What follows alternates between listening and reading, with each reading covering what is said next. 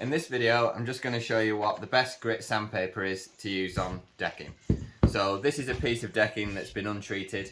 Obviously, if you've had a decking that's old, it might have been treated with stain or it could have been painted. But for the purpose of this demonstration, we're just going to use an untreated bit of decking. Now, sandpaper comes in varying different grits. Some of the rougher grit sandpapers are probably what you're going to need for decking. So we've got a few here. We've got 40 grit, we've got this 80 grit, and we've also got 60 grit.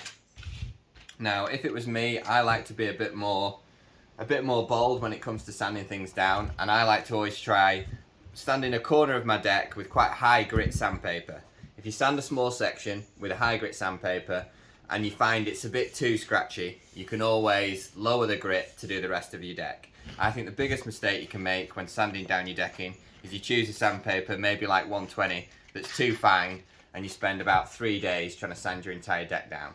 So start with some sandpaper that's fairly abrasive.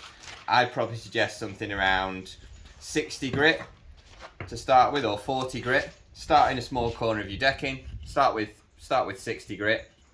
If it leaves a nice surface and it doesn't require too much effort to sand your decking down, I'd stick with 60 grit for your whole deck.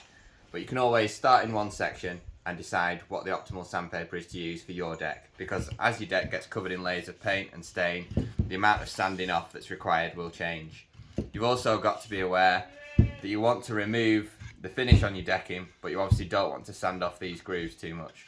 So I would recommend starting with 60 grit sandpaper in a sample patch. From that, you should be able to determine whether it's rough enough or soft enough to do the entire decking.